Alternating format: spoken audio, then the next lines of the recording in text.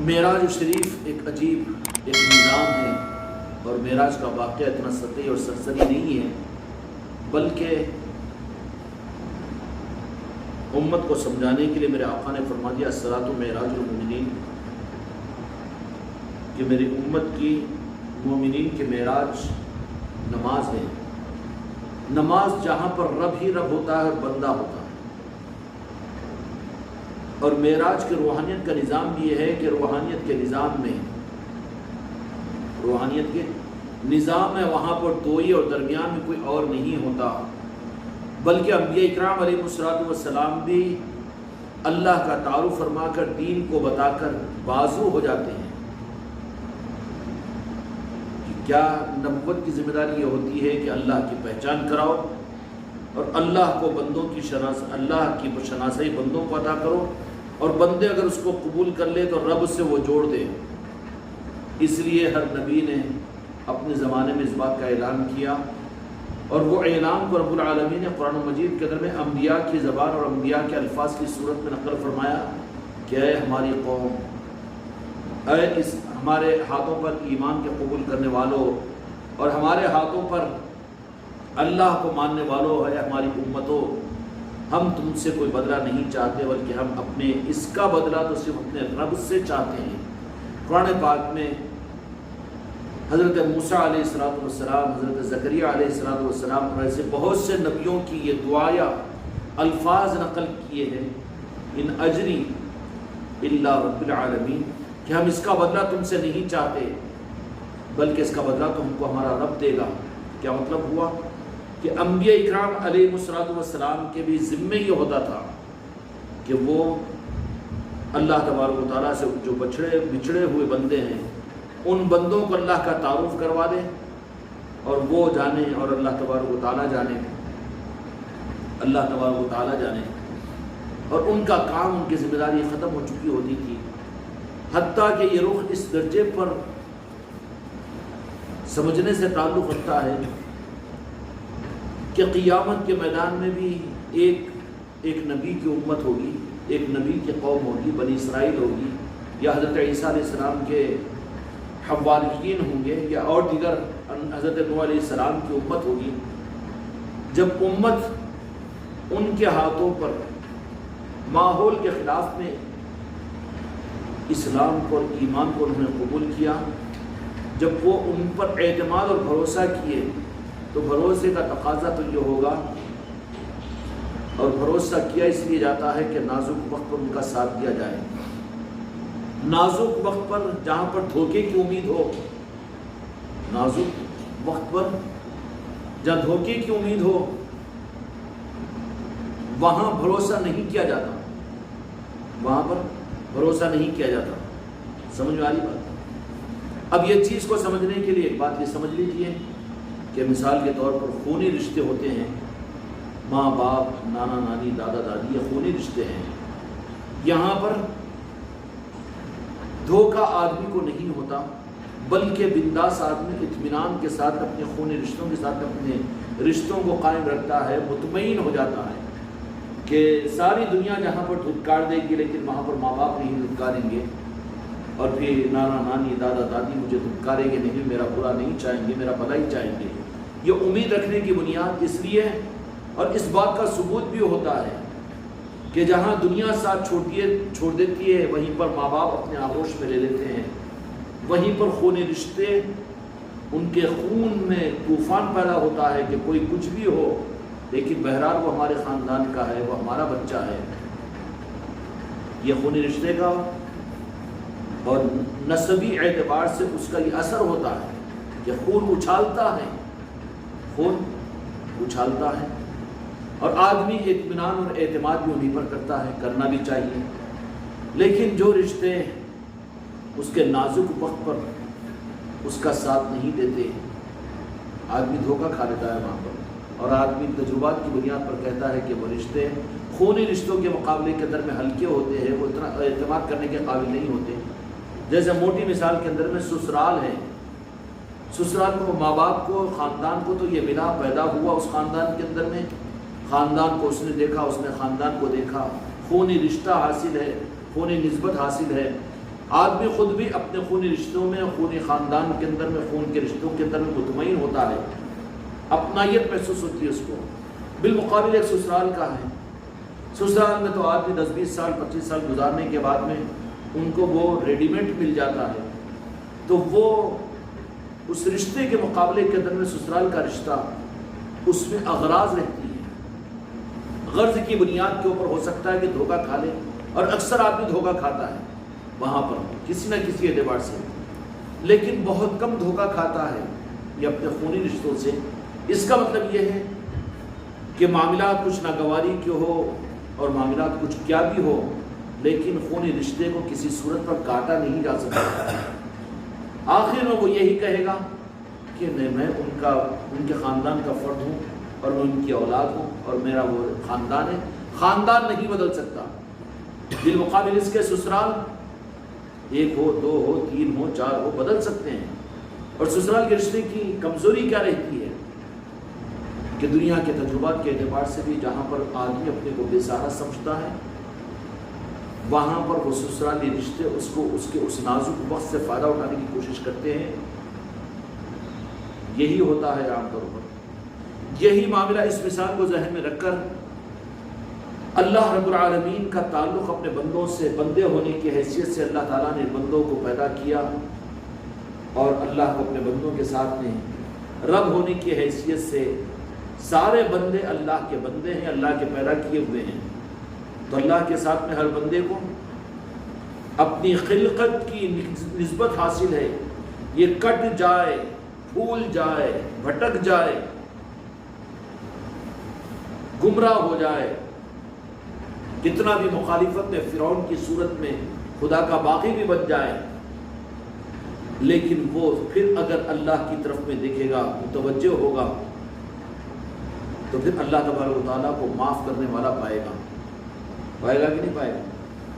جیسے خونی رشتے کا اثر یہ ہوتا ہے کہ اس کی ہزاروں غلطیوں کو معاف کیا جائے گا، وقتی طور پر ناراضگیاں ہوگی، لیکن رجوع اگر ہو جائے تو پھر اس کو دامن میں چھپا لیا جائے گا۔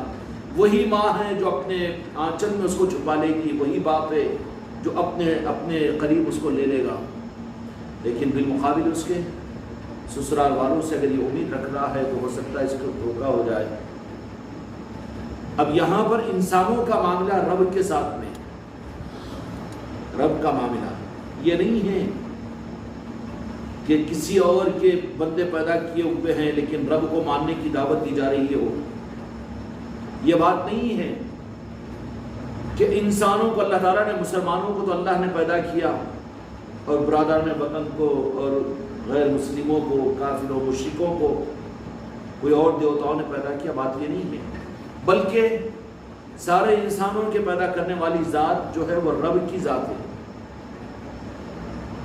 تو حقیقی بندے کا تعلق اور بندے کے لیے ہمدردی کی امید اور حقیقت پہ اس بندے کو اگر کوئی رحمت کا رخ مل سکتا ہے تو وہ رب کی ذات سے مل سکتا ہے۔ اب حالات کا تقاضا اور حالات کے اعتبار سے رخ اگر بدل گیا ہو تو اللہ تبارک و تعالیٰ نے اپنے ان گمراہ بندوں کو اور بھٹکے ہوئے بندوں کو، کفر و شرک کرنے والوں کو پھر اپنی طرف رجوع کرنے کے لیے اللہ نے درمیان میں میڈیٹر کے طور پر، گائے کے طور پر سمجھانے کے لیے جن کو بھیجا وہ نبیوں کی ذات تھی۔ انبیاء آ کر یہی کہتے تھے، انبیاء یہ نہیں کہتے کہ ہم کو خدا مانو، یا پھر یہ نہیں کہتے کہ ہم خدا کی تم کو پہچان کرا، اس کا بدلہ تم ہم کو دو۔ وہ انبیاء تو یہ اعلان کرتے تھے، قرآن مجید کے اندر میں اعلان نقل کیا گیا کہ اے قومو، ہم تم سے کوئی بدلہ نہیں چاہتے، ہم اس کا بدلہ تو اپنے رب سے چاہتے ہیں، ہمارا معاملہ کچھ نہیں ہے اس معاملے میں، اللہ نے تمہارے لیے ہم کو بھیجا ہے کہ تم اللہ کے بندے ہو، عبادت کے قابل وہ ہے، محبت کے قابل وہ ہے، رجوع کیے جانے کے قابل وہ ہے، حقیقی ہمدردی کا حق صرف اللہ کے پاس میں تمہیں ملے گا، تمہارے آنکھوں کے آنسوؤں کو پوچھنے والا، تمہارے مصیبتوں کے اوپر دکھی ہونے والا، یا تم کو عذاب میں گرفتار دیکھ کر غمزدہ ہونے والا اگر کوئی ذات ہے تو رب العالمین کی ذات ہے۔ بالمقابل اس کے دنیا، مال، حکومت، تخت و تاج، قارون کا مال، فرعون کی حکومت، شداد کی جنت، فرعون کی صحت، یہ سب جس سے آدمی دنیا سے دل لگاتا ہے۔ دنیا کیا ہے؟ اس کو یوں سمجھ لو کہ سسرال ہے، اب کسی دنیا کے بڑے سے بڑے کافر کو، اے فرعون کہ تو کتنا بڑا ناقدرہ اور ناشکرہ اور کافر ہے کہ تو اپنے پیدا کرنے والے کو بھول گیا، جس سے کچھ رحمت کی امید ہو سکتی تھی، جو معاف کر سکتا تھا، اور تجھے پھر سے اپنے عذاب اور اپنے قہر سے نکال کر رحمت میں لینے کا حق صرف رب کو تھا، آگے نہیں تھا۔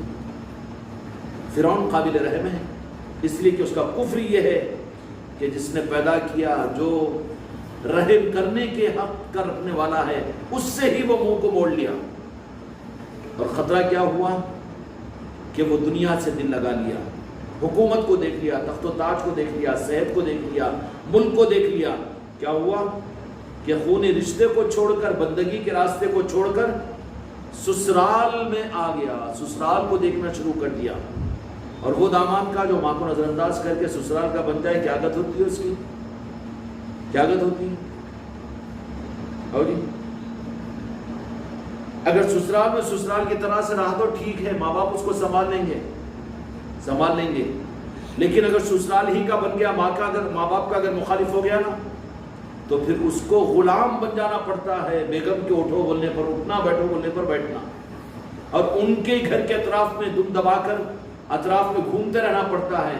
اور سگے ماں باپ ہوتے ہیں کہ ان کو افسوس ہوتا ہے کہ میرا بیٹا اب سسرال کا بن گیا، اور سسرال والوں نے اس کو اپنا غلام بنا لیا۔ ماں باپ گھما لینا پسند نہیں کرتے، کیوں بیٹا کیوں پریشان ہے، آگے بڑھ، چل اپنی روٹی میں سے روٹی دے گا، اپنی چائے میں سے چائے دے گا، وہاں اس کو محبت بھی ملے گا، وہ پیار بھی ملے گا۔ ایسے ہی فرعون کے لیے بھی یہی ذریعہ تھا، قارون کے لیے بھی یہی تھا، اور قیامت تک ایک ایک انسان کے لیے، اس کے لیے اگر کوئی حقیقی ہمدردی اور رحم اگر خدا کی قسم مل سکتا ہے تو صرف اور صرف رب کی ذات کے پاس سے مل سکتا تھا، اور ملتا ہے۔ کسی انسان کو رب کے علاوہ رحم اور کرم اور اس کے دل کے سکون کا سامان رب کے علاوہ کہیں اور نہیں مل سکتا۔ اور رب ایسا ہے کہ اگر دل کا رخ اگر رب کی طرف میں ہو جائے تو اس کے ذکر سے دلوں میں اطمینان ملتا ہے، اس کی یاد کرنا عبادت بن جاتی ہے، اس سے مانگنا دعا بن جاتی ہے، اس سے باتیں کرنا مناجات بن جاتی ہے۔ کیا ہو جاتی ہے؟ مناجات بن جاتی ہے۔ پھر رب اس سے اپنے تعلق کو قائم کر کے پھر اس کو اپنا بنا لیتا ہے، اور اتنا اپنا بنا لیتا ہے کہ اپنے قریب بلاتا چلا جاتا ہے، اپنے قریب بلاتا چلا جاتا ہے، حتیٰ کہ کہہ دیتا ہے کہ اچھا تو میرا ہے نا، میرے بندے۔ خدا کیسے لاڑا کرتا ہے اپنے بندوں کے ساتھ میں؟ کوئی ماں باپ کسی اپنے بیٹے کے ساتھ میں کیا کرے؟ خدا کی قسم 70 ماؤں سے زیادہ محبت رکھنے والی ذات رب کی ہے۔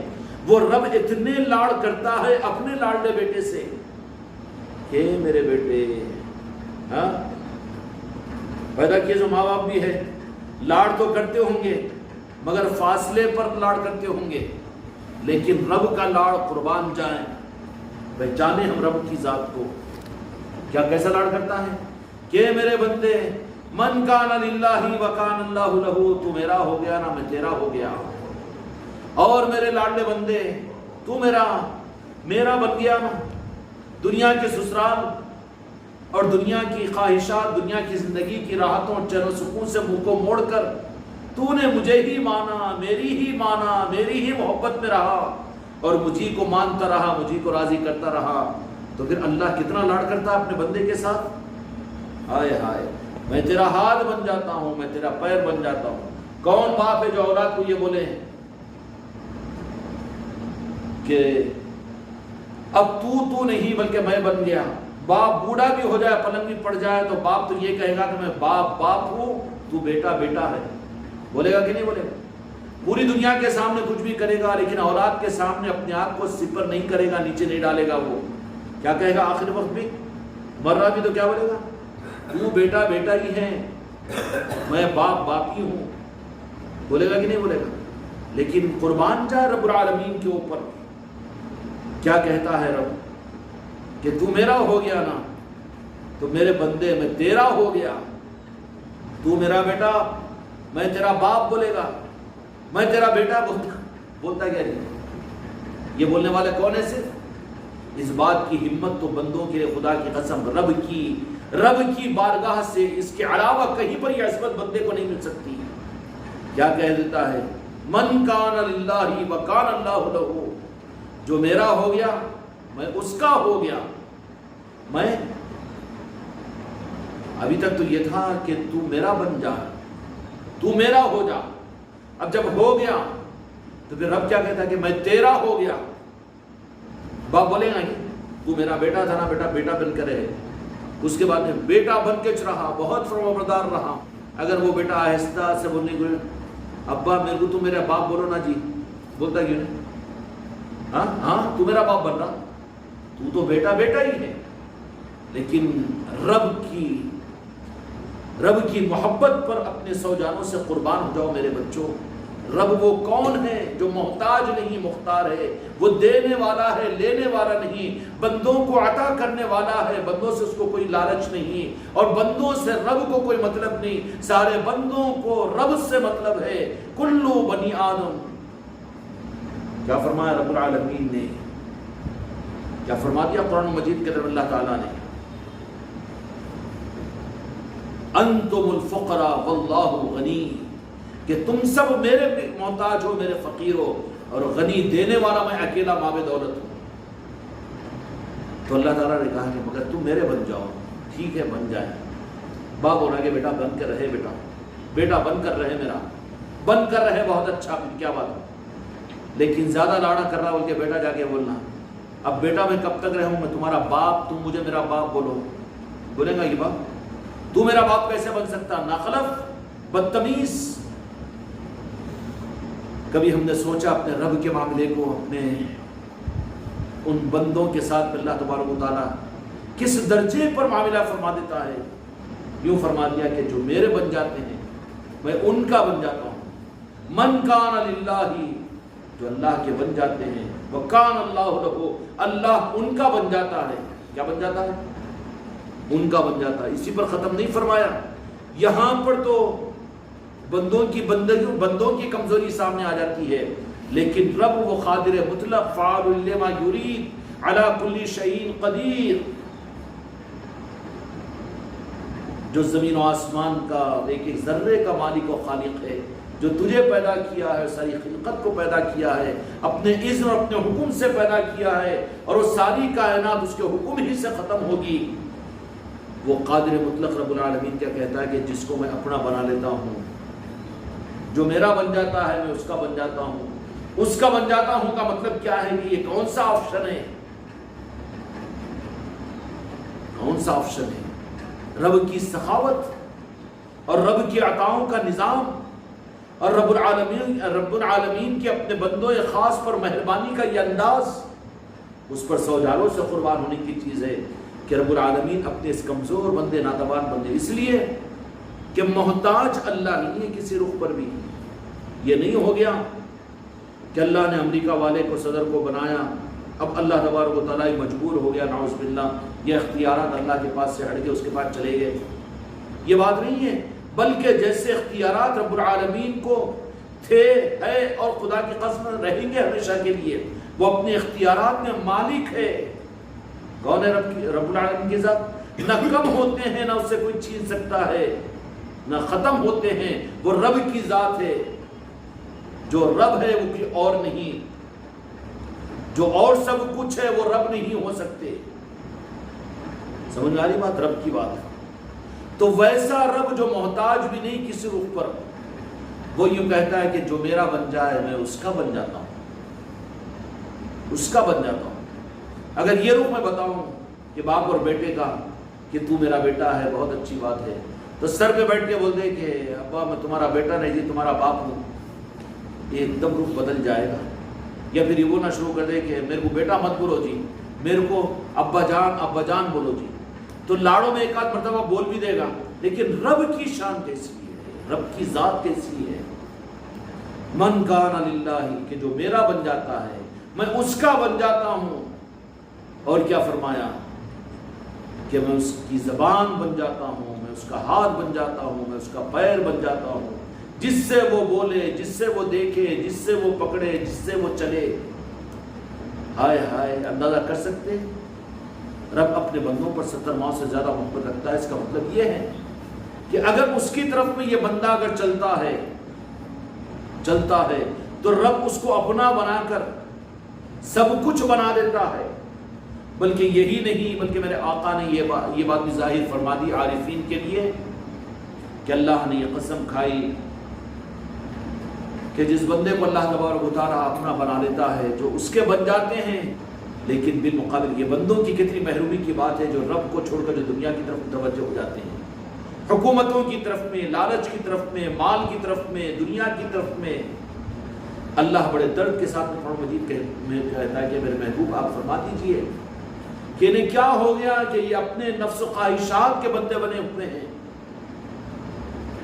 جیسے ایک ماں باپ دکھی دل کے ساتھ میں اپنے اس مظلوم بیٹے کو دعوت دیتے ہیں، دعوت فکر کہ بیٹا سسرال ہوتا ہے، دیکھ تیرا انجام بڑا خراب ہو جائے گا، کہ تجھے اس امید کے ساتھ میں کہ جب تک تیرے ہاتھ پیر ساتھ میں ہیں تجھ سے کچھ امید ہے، وہ تو تیری امیدوں کی بنیاد پر تجھ سے محبت کے دعوے کر رہے ہیں، لیکن جہاں پر ان کی امیدیں ختم ہوگی وہاں پر تجھے دھتکار دیں گے۔ ہزاروں مثالیں ملے گی کہ نہیں ملے گی؟ ان کا انجام کیا ہوتا ہے؟ نا امیدی ہوتی ہے، مایوسی ہوتی ہے۔ جب ان کو احساس ہوتا ہے کہ کاش میں اتنی زیادہ امیدیں اگر وابستہ نہیں کرتا میرے سسرال کے ساتھ میں تو پھر اچھا ہوتا تھا۔ امید کی کرن اگر ہو سکتی ہے تو وہ ماں باپ سے ہو سکتی ہے، جو ماں باپ کا بن کر رہے۔ ماں باپ کو حق ہے کہ اس کو دھتکارے، اس کو مارے، اس کو دھتکار دے اس کے لیے، لیکن وہی انہیں سے امید کی جا سکتی ہے کہ پھر رحم بھی انہی کے گوشت سے ملے گا، اور اسی ماں کی آنچل سے انہیں ملے گی، اور اپنائیت اور اپنی محبت بھی، اپنائیت بھی ان کو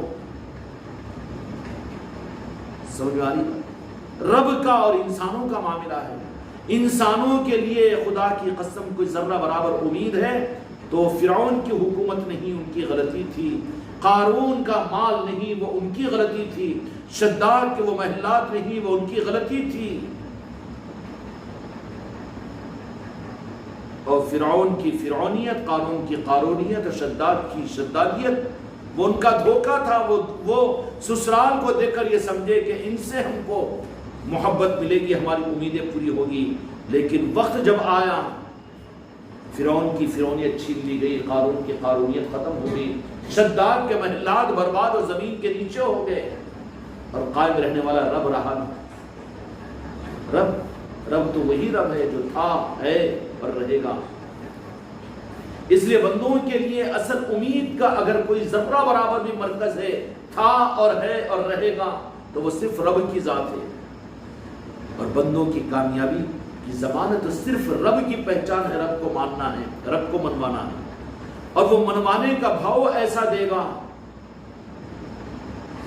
کہ وہ مانگے تو دعا قرار دیتا ہے، باتیں کرے تو مناجات کہہ دیتا ہے، نہ مانگنے پر ناراض ہو جاتا ہے۔ کون ہے وہ؟ رب ہی کی ذات ہے۔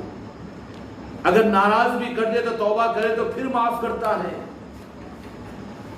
گناہگار توبہ کرتے کرتے تھک جائیں گے، لیکن رب معاف کرتے کرتے نہیں تھکتا۔ کیوں؟ جیسے ماں باپ کے ایک رشتے کا یہ اثر ہے کہ اس کے مقابلے پر سسرال کوئی عنوان پر نہیں آ سکتا، اسی طریقے سے میرے بچوں رب کا معاملہ سارے انسانوں کے لیے ہے۔ جو انسان رب سے کٹے ہوئے ہیں اور رب سے دور ہے، وہ خدا کی قسم قابل رحم ہے، وہ قابل رحم ہے۔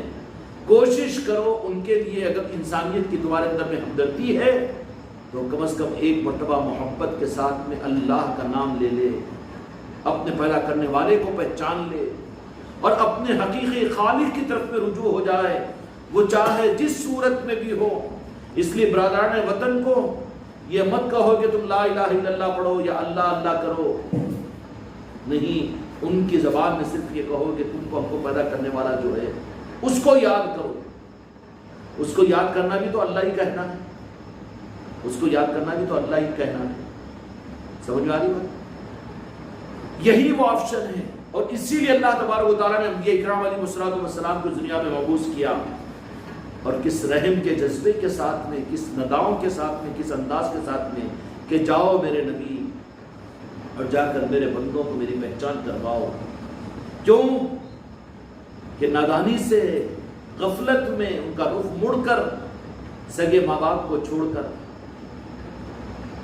سگے ماں باپ کو چھوڑ کر وہ سسرال کے بن رہے ہیں، دنیا کے طالب بن گئے ہیں، عزت و چاہت کے طالب بن گئے ہیں، اور دنیا کے طالب اپنی آل اولاد کے بن چکے ہیں، وہ اپنے دکان و کاروبار اور ملازمتوں کے بن چکے ہیں، اور اپنی دنیاوی منفیتوں کے بن چکے ہیں. یہ سسرال کے ہیں، دھکارے جائیں گے، اور ایسا دھکارے جائیں گے کہ لمبا قیامت کا انتظار کرنا نہیں پڑے گا، بلکہ دنیا کے بڑے سے بڑا اگر تنہا اکیلا مالک بھی ہے تو اس کا دھکارے جانا اس کے تجربے میں آ جائے گا کہ جیسے سکندر اعظم اس دنیا میں خالی ہاتھ آیا تو وصیت کیا تھا کہ میرے 2 ہاتھ کفن کے باہر رکھ کر میرے جنازے کو لے جانا، تو کہا کہ کیوں؟ تو دنیا کو پیغام مل جائے کہ سکندر اعظم 1/3 دنیا پر حکومت کرنے والا، 3/3 دنیا پر حکومت کرنے والا، جیسے آیا تھا خالی ہاتھ ویسے جا رہا ہے دنیا سے خالی ہاتھ. رحم کی خیرات خدا کی قسم سوائے رب کے علاوہ کہیں پر نہیں ملے گی. اور وہ رب تم میری طرف میں چل کر آؤ تو میں تمہاری طرف میں دوڑ کر جاتا ہوں. کون باپ ہے؟ ماں باپ کے ساتھ اس کی مثال نہیں لی جا سکتی. خالق اور رب تو رب کی ذات ہے. اس سے رخ کا موڑ لینا، اس کو راضی کرنے سے دور ہو جانا، اس کی نافرمانی کر لینا، میرے بھائی یہ کتنی بڑی بدنصیبی کی بات ہے، محرومی کی بات ہے نہیں؟ اللہ نے حکم دیا کہ سور کا گوشت مت کھاؤ، شراب مت پیو، نفرت ہے نا. اسی طریقے سے اللہ نے حکم دیا کہ نماز نہ چھوڑو، تو حکم تو 2 بھی ہے. مسلمان سور کا گوشت کھانے پر تو غصے میں آ جائے گا، لیکن اللہ کے حکم کو چھوڑنے پر احساس نہیں ہوگا. دونوں بھی تو برابر ہے.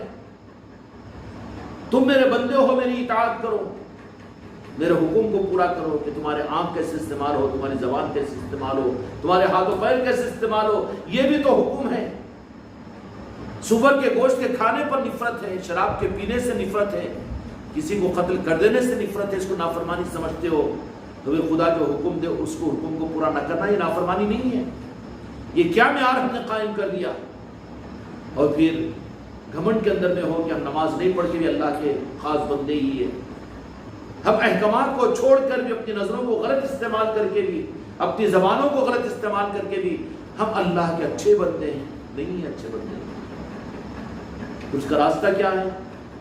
اس لیے عبادات کے ساتھ میں اللہ کی بارگاہ میں توبہ استغفار بھی کرتے رہیں. یا اللہ روئے زمین کا سب سے بڑا مجرم میں ہوں. اللہ کو یہ چیز پسند ہے. بندہ کہے گا کہ میں مجرم اور خطا کار ہوں، رب کہے گا کہ نہیں، تو نماز پڑھنے والا، تو ذکر کرنے والا، میرے بندے تو اچھا بنتا ہے. اللہ اچھا اچھا کرتا رہے گا اور یہ بچہ اپنے کو برا برا کرتا رہے گا. روح کانپ جانی چاہیے. جیسے شراب کے نہ پینے کا حکم ہے، ویسے ہی نماز کے نہ چھوڑنے کا حکم بھی اللہ تعالیٰ کا. اور جیسے اللہ تبارک و تعالیٰ کے سور کے گوشت کھانے سے حرام قرار دیا ہے، ویسے رمضان کے روزے کا نہ رکھنے کو حرام قرار دیا ہے. 2 بھی اپنے لیول کے ایک معیار کے حکم ہیں. ایک حکم کو تو ہم برا سمجھے اور دوسرے حکم کو. اس لیے میرے سرکار پیران پیر غوث الاعظم نے کیا فرمایا تھا کہ بے نمازی، اس کے بارے میں مسئلہ نہیں پوچھتے ہو کہ کتا منہ ڈالے تو اس کا مسئلہ کیا ہے، پوچھ لیا تم نے. لیکن کوئی بے نمازی اگر کسی برتن میں اگر ہاتھ ڈال دے تو وہ اتنا منحوس بن جاتا ہے کہ اس برتن کو لے جا کر اگر کتا منہ ڈالے تو مسئلہ یہ ہے کہ 3 مرتبہ یا 7 مرتبہ اس کو مٹی سے مان کر دھو لو، صاف ہو جائے گا، پاک ہو جائے گا. لیکن کوئی بے نمازی اگر کسی برتن میں ہاتھ ڈال دے تو اتنا منحوس بن جاتا ہے، اس لیے کہ وہ سور کھانے والے سے زیادہ برا ہے، وہ شراب پینے والے سے زیادہ برا ہے. تو اس کی نحوست کی وجہ سے وہ نحوست اس کی اس برتن میں چلی جاتی ہے. تو اس برتن کو لے جاؤ اور بستی کے آگے جا کر کسی پہاڑ کے اوپر گڑا کرو اور وہاں دفن کر دو تاکہ تمہاری زندگیاں اس نحوست سے بچے. اب تمہارے گھرانوں کے اندر میں، اپنی زندگیوں کے اندر نماز کا کیا مقام ہے؟ سور کے گوشت کے کھانے کو برا سمجھتے ہو، شراب کے پینے کو حرام سمجھتے ہو. کہ نماز کا چھوڑنا حرام نہیں ہے، خدا کے احکامات کو توڑنا حرام نہیں ہے، اس سے زیادہ حرام ہے، اس سے زیادہ برا ہے. اس لیے اپنی زندگیوں کو اور ان اعمال کے کرنے کی اگر توفیق مل رہی ہے، نماز بھی ہے، مرید بھی ہے، ذکر بھی ہے، سب کچھ، لیکن اس کے ساتھ میں استغفار اپنی پہچان بناؤ کہ ندامت ہو کہ ہم تو مجرم ہیں، ہم تو خطا کار ہیں. اپنے کو پارسا سمجھنا تو بیٹا ایک اپنے کو پارسا ہی سمجھا تو خدا نے 60 کروڑ برس کی عبادتیں کھینچ کر اللہ تبارک و تعالیٰ نے رام دے درگاہ رجیم کر دیا اس کو. اپنے استغفار کرنے والے بندے اور اپنے کو برا سمجھنے والے بندوں کو اللہ تبارک و تعالیٰ کہتے ہیں تم تو اچھے ہیں، تم تو اچھے ہیں، تم تو اچھے ہیں. معصوم بچوں سے زیادہ وہ ماں باپ، مشفق ماں باپ سے زیادہ محبت کا حق ادا کرتا ہے اللہ تبارک و تعالیٰ. مگر کس کو؟ معصوم. اور معصوم قلب والے کون ہوتے ہیں؟ ہمیشہ اپنے دل سے استغفار کرتے ہیں. میں نے مثال دینے کے لیے اپنے بچوں کو سمجھانے کے لیے عرض کر دیا نا، ایک ہوتا ہے میکہ اور ایک ہوتا ہے سسرال. سسرال کے جھانسے میں جو آتا ہے نتیجے کے اعتبار سے وہ نامراد ہوتا ہے، اور اس کے حصے میں صرف ندامت آتی ہے، پشیمانی آتی ہے کہ ارے مجھ سے غلطی ہو گئی، میں سسرال کو اپنے ماں باپ سمجھ لیا. ایسے ہی جو انسان رب سے کٹ جائے، دنیا والے بن جائے، ان کی موت پر ان کا دھوکہ کھل جاتا ہے کہ ہم نے بڑی غلطی کی. دنیا کے بنانے والے رب کو ہم نے راضی نہیں کیا، ان سے ناراض ہوئے، اور یہ دنیا کو ہم نے سمجھا کہ ہمیشہ ہمارے پاس دنیا رہے گی. اس کی موت کے اوپر وہ چیخیں مارتے ہوئے پیغام دیتا ہے جیسا سکندر اعظم نے دیا تھا. تو سکندر اعظم دیا تو وہ ہمارے لیے نہیں تھا پیغام، ہمارا بھی تو وہی حشر ہوگا. موت کے اوپر یہ دنیا ایک لفظ ختم ہو جائے گی. اب باقی کون رہے گا؟ رب کا نظام ہی تو باقی رہے گا. اب کس کی چلے گی؟ چلی بھی اسی کی تھی، لیکن غفلت کا پردہ تھا زندگی کا اور اختیار کا. اختیار تھا کہ فرمانبرداری کرو کہ نافرمانی کرو. موت کیا ہے؟ قوت انتظامیہ کے سلب کروا دینے کا نام موت ہے، ختم ہو جانے کا نام نہیں ہے اسلام میں موت. بلکہ عمل کا جو اختیار تھا، نافرمانی سے بچنے کا، فرمانبرداری کرنے کا جو اختیار تھا، اللہ تعالیٰ اس کو سلب کر لیتے، اس کا نام موت ہے. موت کے معنی سکتے کا طاری ہو جانا، ختم ہونے کے نہیں ہے اسلام میں. انسان کو اللہ تعالیٰ ختم ہونے کے لیے تھوڑی پیدا کیا، مٹی بنانے کے لیے، بلکہ اس کو تو پیدا کیا ہے تو ہمیشہ رہے گا یہ. بلکہ جو قوت انتظامیہ اس کے اندر میں تھا اس کو اللہ تعالیٰ سلب کر لیتے ہیں. عمل کا اختیار کرنے نہ کرنے کا، پہچاننے نہ پہچاننے کا، وہ سب اس کو کیا کر دیتے ہیں؟ اس کے ختم کر دینے کا نام. اس لیے موت کے اوپر تو سارے یہی کہیں گے نا، بڑے غفلت میں تھے، بڑے دھوکے میں تھے. اس لیے مولا کائنات مولا علی میرے آقا یہ ارشاد فرماتے ہیں کہ سارے انسان سو رہے ہیں، موت کے اوپر جاگیں گے. موت کے اوپر تو سمجھتے کہ مر گئے، لیکن مولا یہ کہہ رہے ہیں کہ موت کے اوپر جاگیں گے. حقیقت میں وہی جاگیں گے. ان کے سامنے کھل جائے گا، سسرال کا دھوکہ کھل جائے گا، اور میکے کی رشتہ داری سے بے وفائی کا احساس انہیں ہو جائے گا. اپنے ہاتھوں کو ملنا شروع کریں گے قیامت کے میدان میں، حتیٰ کہ کرم ملی کو چباتے ہوئے کونی تک چبا ڈالیں گے. لیکن پتہ نہیں چلا ہائے مجھ سے کیا ہوگا، میں کیا کیسے دھوکہ کھا لیا، سسرال کے چکر میں آ گیا. دنیا یہ آ جانا، وہ آ جانا، وہ آ جانا، یہ آ جانا، میں بیوی کا، میں بچوں کا، میں کاروبار کا، میں گھر کا، میں مکان کا. ارے ارے ارے یہ سسرال تھا. سسرال کیا تھا؟ سسرال تھا. رہو مگر دل مت لگاؤ. دل تو لگاؤ اصل میکے سے، اور انسانوں کے لیے اصل رحم کی مرکز کی ذات رب کی ذات ہے. اگر وہ رب کی طرف میں رجوع ہو جائے تو ان کی ہر خطا کو اللہ تعالیٰ معاف کرنے کو تیار ہے، اور ہر عطا کرنے کو تیار ہے. اور خدا کی قسم جو بندے اللہ کی طرف متوجہ ہوتے ہیں وہ ایسے اللہ تبارک و تعالیٰ ان کی ناز برداری کرتا ہے، اس کا بدل تو کوئی دنیا کی کوئی ماں باپ بھی نہیں بن سکتے کہ تم میرے بن جاؤ میں تمہارا بن جاتا ہوں. اور یہی نہیں میرے بندو، جو تم میرے بن جاتے میں تمہارا بن جاتا ہوں. تو پھر یہ بھی ایک فاصلے پر رہتی بات کہ میں تمہارا بن جاتا ہوں، میں تمہارا بن جاتا ہوں، یہی بات نہیں، بلکہ تمہاری زبان بن جاتا ہوں، تمہاری آنکھ بن جاتا ہوں، تمہارا دل و دماغ بن جاتا ہوں، تمہارے ہاتھ پیر بن جاتا ہوں. اگر ہم نے اس رب کو نہیں پہچانا، خدا کی قسم ہم سے زیادہ بدنصیب کوئی نہیں ہوگا. یا اللہ میں تیرا بندہ ہی ابھی نہیں بن سکا تو تیرے محبوب کا امتی بننے کے کہاں قابل ہوں. تیرے محبوب کا امتی ہی اگر نہیں بن سکا تو میں پنجتن پاک کا بننے کے کہاں قابل ہوں، اور پنجتن پاک کا نہیں بن سکا تو میں غوث و خواجہ کا بننے کے کہاں قابل ہوں. میں غوث و خواجہ کا نہیں بن سکا تو پھر میں میرے پیر کا بننے کے قابل کہاں ہوں. یہ استغفار کی بنیاد ہے خانقاہ والوں کی. بلکہ امت کی ذمہ داری ہے کہ رہبری کریں وہ صحیح، اور رہبری قرآن پاک کے مطابق میں اللہ کی صحیح رہبری کہاں ہوگی؟ مجھے میرے بندے جن کو میں نے اپنی پہچان اور اپنا بنا لیا ہے ان سے پوچھو میں کون ہوں. رب کہہ رہا ہے قرآن مجید کے اندر میں، ان سے پوچھو جو رب کی خبر رکھتے ہیں. قرآن مجید کے اندر اللہ تعالیٰ نے فرمایا کہ جن کو اپنے تک اس کا مفہوم ہے، اللہ تعالیٰ اس کو مرشد کامل عطا کرتا ہے.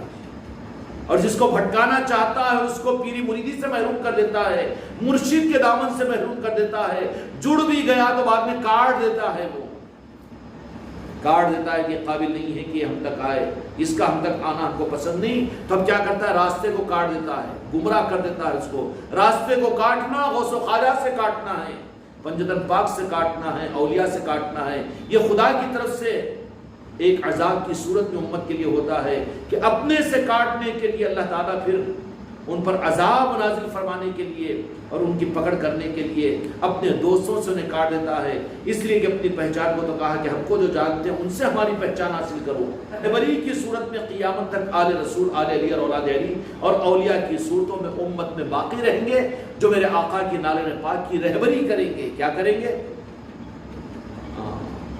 اس لیے وہ رب تک پہنچانے کی بات کم کریں گے، لیکن دو جہاں کے مالک مصطفیٰ جان رحمت تک پہنچانے کی فکر کریں گے کہ جاؤ وہاں پر اپنے گناہوں کو معاف کروا لو، جاؤ وہاں پر رب کو منوا لو، وہیں پر رب مل جائے گا، وہیں پر رب تمہیں حاصل ہو جائے گا، اور نالے پاک مصطفیٰ ہی میں رب تم کو اپنا بنا لے گا۔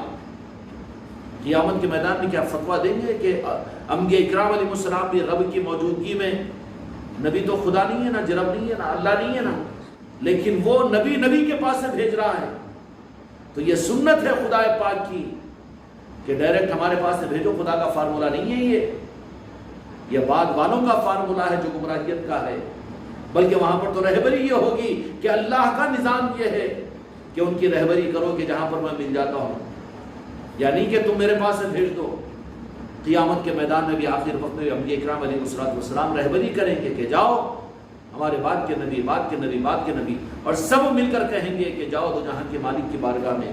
جب ام سابقہ کی شفاعت میرے مصطفیٰ کی وجہ سے ہوگی تو کتنی خوش قسمتی ہے کہ اللہ تعالیٰ نے مجھ کو اور تم کو میرے آقا کا امتی بننے کی سعادت عطا کی، اس پر کتنا شکر ادا کریں، اور اس نالے پاک مصطفیٰ کے ذریعے سے رب کی بارگاہ میں اپنی قبولیت کی کتنی ہمیں کوشش کرنی چاہیے۔ اس لیے میرے آقا کی نسبت اور نالے پاک مصطفیٰ کی خیرات کو لے کر رب کے محبوب بندے بننے کی فکر کرو، اور محبوب بننے کی فکر دن کے اجالوں سے زیادہ رات کے اندھیروں میں کرنے کی ضرورت ہے۔ رات کے اندھیروں کے اندر رات میں وقت نکالو، لوگ سمجھ رہے ہوں کہ یہ سو رہے ہیں، غراٹے مار رہے ہیں، لیکن اپنے بلینکٹ اوڑھ کر اپنے منہ کے اوپر اپنی آنکھوں کو چھپا کر رب کے ساتھ میں باتیں کرو، اور دل کو رب کی بارگاہ میں حاضر کر دو۔ سمجھ آ رہی؟ یہ ہے حق کی راہ، جو رہبری کی ذمہ داری ہے ہماری۔ اس لیے خانقاہ محمدی کے ذریعے سے رہبری کا نظام چل رہا ہے، جو خدا تک پہنچنے کے لیے خدا کے قانون کے مطابق میں خدا کو پہچاننے والوں تک پہنچانا، یہ قرآن پاک کا حکم ہے۔ اولیاء تک، اس کے جو واقف بندے ہیں ان تک پہنچانا، یہ خدا کا قرآن کا حکم ہے۔ تو خانقاہ محمدی قرآن کے اس حکم پر عمل کر رہے ہیں۔ خدا کے پہچاننے والے بندے، خدا سے باخبر بندے اولیاء ہوتے ہیں۔ اولیاء تک پہنچانا یہ رہبری ہے، اور اصل رہبری ہے یہ۔ اللہ تعالیٰ حق کے ساتھ ہم سب کو آگے بڑھنے کی توفیق عطا فرمائے۔ بحق لا الہ الا اللہ۔